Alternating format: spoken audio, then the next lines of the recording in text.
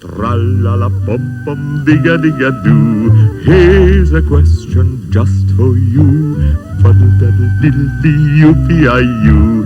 Where, when, which, why, how, and who? If that's asking such a lot, shroom-pa-pa-piddly-pum, tick-tack-tot, then just simply guess what? Guess what? Guess what? Pa-pa-pa-pa-pa-pa-pum. With Jan Rubeš.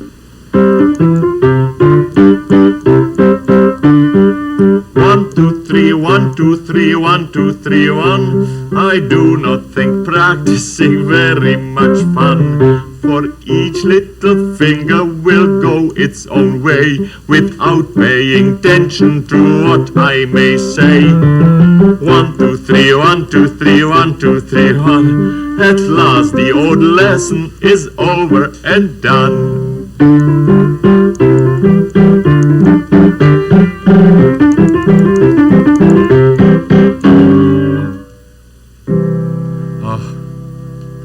I should practice it again, shouldn't I?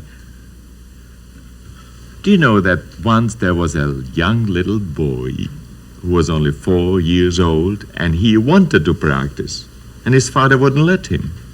He was always standing at the piano, and he couldn't even reach the keys. You know, these white and black things here. And he was always saying, "Nanel, please, let me play." Nanel, that was his sister name, and his name was Wolfgang. But there was Father Mozart. That was their family name, Mozart. And he was saying, "No, you are too young. Let Nanel practice." And Nanel was practicing a little minuet, a little dance, 1, 2, 3, 1, 2, 3. It sounded like this.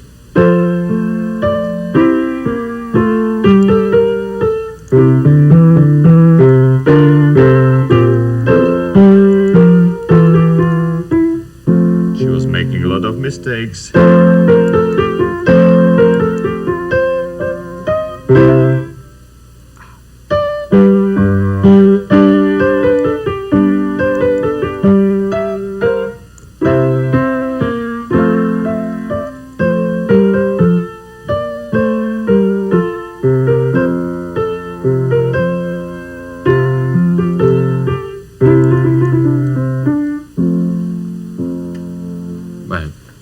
She tried her best, but there was still little Wolfgang saying, "Me too, me too." So finally, to get rid of him, Father Mozart said, "All right, spiel's mal, was du willst." They spoke in German, and they were living in Austria. So, and what Father Mozart said was, "Play what you want." But then, of course, Wolfgang couldn't reach the keys, so they got a couple of books. They propped him up, and then, of course, Father Mozart thought that Wolfgang is just going to bang the piano, just as all 4-year-olds do. But no, Mozart sat down, and once propped up, he played the same minuet.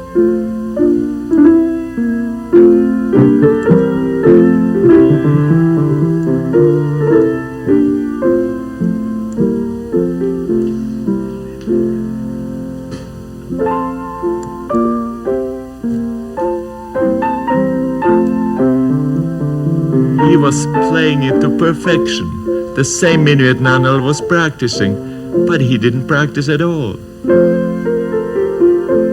So do I have to tell you, from then on, there were always books at the piano to prop up little Wolfgang, and he was playing for hours, playing and playing, and soon he was playing pieces his father never heard. And when he asked, "Where do these pieces come from?" Mozart just pointed to his head and said, "From here." He was making up these pieces. He was composing music at that age.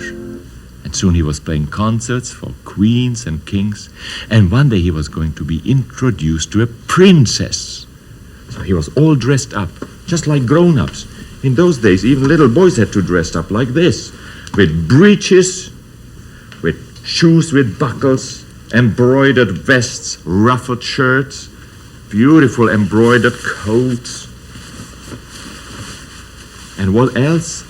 A wig. Little Wolfgang had to put a wig on, white wig, just like that. And what else? To top it all, he had to wear a sword, just like grown-ups. And there he was ready to be introduced to the princess. And he walked up the stairs, made a big bow, and then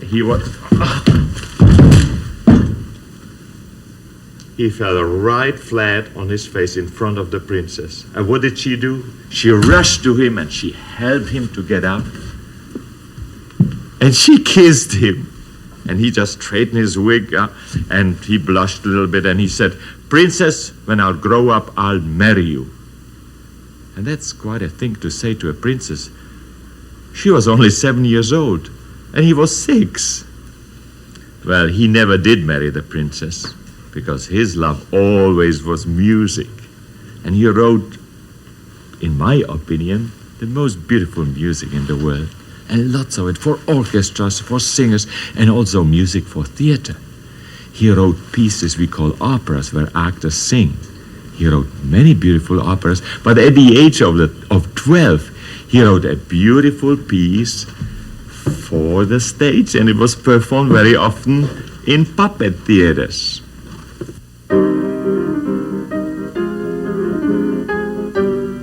Now, being a boy of 12, Mozart loved magic and magicians. So in this song we have a magician brewing his magic potion.